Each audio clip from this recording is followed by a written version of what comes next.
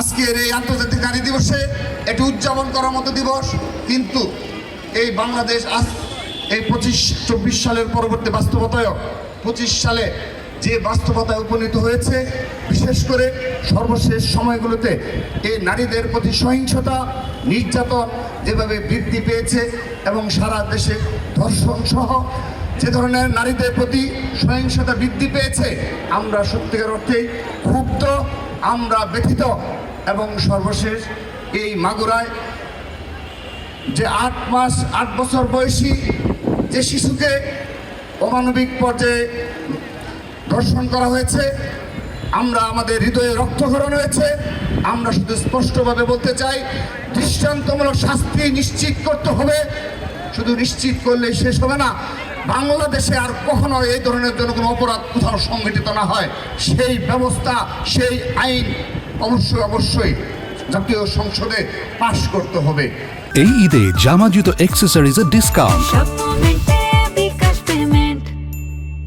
যখনই কোনো নারী নির্যাতনের সহিংসতার ভিডিও সোশ্যাল মিডিয়ার ভাইরাল হয় কিংবা আমাদের সম্মুখে আসে, তখন আমরা সবাই সোচ্চার হই এবং প্রতিবাদ জানাই। কিন্তু আপনারা লক্ষ্য করে দেখেন, যদি এই মাগুরার ঘটনাটি যদি সোশ্যাল মিডিয়ায় না আসতো, এক্ষেত্রে আমাদের দলীয় যুব দলের, আমি কৃতজ্ঞ স্বীকার করছি, যুব দলের একজন নেতার নেতৃত্বে তার অবদান রয়েছে, সহ বিএনপি নেতৃবৃন্দ এখানে অবদান রেখেছে, তাৎক্ষণিকভাবে ব্যবস্থা করেছে। এটা সারা বাংলাদেশ এর প্রতি নিন্দা জানিয়েছে, ধিক্কার জানিয়েছে এবং বিচারের দাবিতে সোচ্চার হয়েছে। কিন্তু যে শত শত হাজার ঘটনা আমরা মিডিয়ার চক্ষুর আলো অন্তরালে থেকে যাচ্ছে, যেগুলো আমরা ভিডিও কিংবা অডিও কোনোভাবে আমরা পেয়ে থাকি না, এভাবে হাজার নারীরা, যেভাবে শিশুরা নির্যাতিত হচ্ছে, সে ধরনের আমরা সমাজ ব্যবস্থা কায়েম করবো ইনশাআল্লাহ। শহীদ আমাদের জনাব তারেক রহমানের নেতৃত্বে আমরা ছাত্রদল আমরা নিশ্চয়তা দিতে পারি, আজকের এই অনুষ্ঠানই শুধু নয়, আগামীতেও এই আন্তর্জাতিক নারী দিবস উপলক্ষেই নয়, শুধুমাত্র নারীদের জন্য ছাত্রদল পৃথক কর্মসূচি পালন করবে।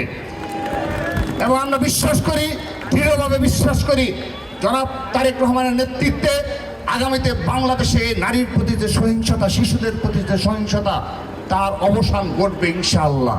আজকের এই অনুষ্ঠানের বিশেষভাবে আমরা কৃতজ্ঞতা জ্ঞাপন করছি বাংলাদেশের প্রথম নারী প্রধানমন্ত্রী, যিনি শুধুমাত্র শহীদ রাষ্ট্রপতি জিয়াউর রহমান বীর উত্তমের সহধর্মিণী হিসেবেই অবদান রাখেননি, যিনি তার নিজ মহিমায় আপন শক্তিতে উদ্ভাসিত হয়ে বাংলাদেশের রাজনীতিতে উজ্জ্বল নক্ষত্র হিসেবে আবির্ভূত হয়েছিলেন।